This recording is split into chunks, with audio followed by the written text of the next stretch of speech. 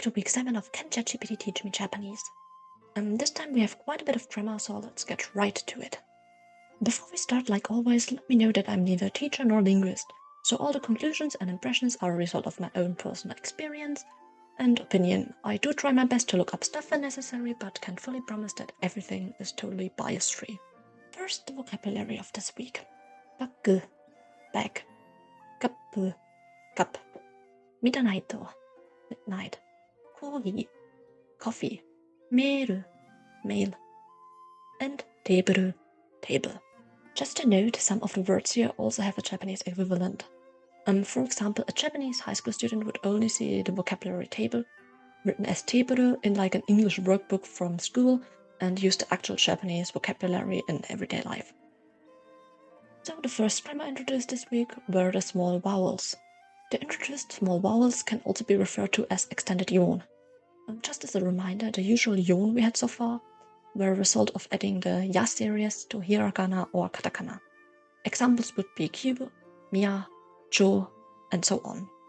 The extended yon are mainly used in katakana and help with translating and expressing fragment pronunciations with the Japanese writing system.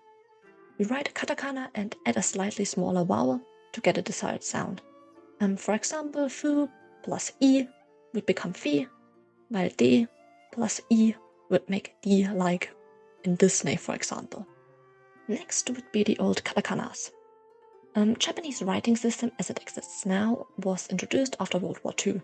So sometimes when you read older literature, you may come across some unfamiliar hiragana or katakana, like vi or ve. Nowadays, instead of using a singular katakana to represent vi, the extended yon are used. For example, for vi, you would combine the katakana for u with a small katakana for i. Next would be the formal negative. This one gave me a bit of trouble as what ChatGPT showed me didn't align with what my Google control search showed me in the beginning. So let me explain what happened. So when ChatGPT introduced the formal negative, it said that the negative would be de wa arimasen. Without much further elaboration, it just dropped that vocabulary.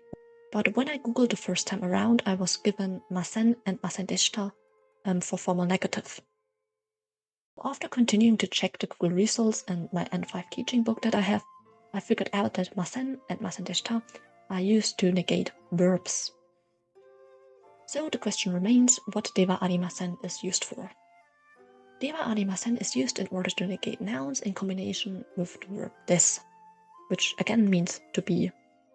To show you the difference with the help of an example, I am not eating would be watashi wa tabemasen, as it is a verb that gets negated, while I am not an apple would be watashi wa ringo de wa arimasen, as desu would be negated in combination with a noun. Next would be the possessive particle, in other words, a particle that signals that one thing belongs to another. In Japanese, you use the hiragana no for this. The sentence structure is noun, subject, then no followed by the second noun. The order of operation is most of the time from big to small. So essentially, noun 1 is always the bigger of the nouns. For example, you would say watashi no hon or nihon no hon, which would translate to my book, or Japan's book. So Japan, like size-wise, would be bigger than a book. There are some exceptions to that rule, but ChatGPT didn't elaborate on them as of yet, so I will refrain for now as they may be appearing later on. The last grammatical rule I had this week was and with. And with are written with the hiragana to. If you use it with the meaning of and, then similar to how you do it in English, you would list the first noun, add to, and then add the second noun. For example, hon to choco would be book and chocolate. When you use it with the meaning of with, then how to place it in a sentence will change. Let's look at the example, watashi wa tomodachi to ikimasu, which translated means I'm going with a friend. Here you can see that the to is placed in between the second noun, which in this case is a comitative or a co-participant, and the verb.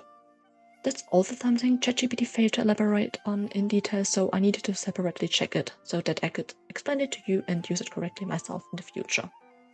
I hope marking the example with colors helps you understand it a bit better. Last but not least, as always, let's end everything on a positive note. This week I got quite a few more examples when the grammar was explained, which helped with the understanding of the different grammatical rules.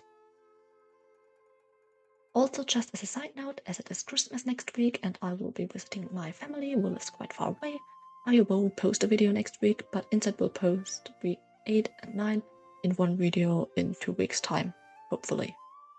So, thanks so much for watching and maybe I will see you next time.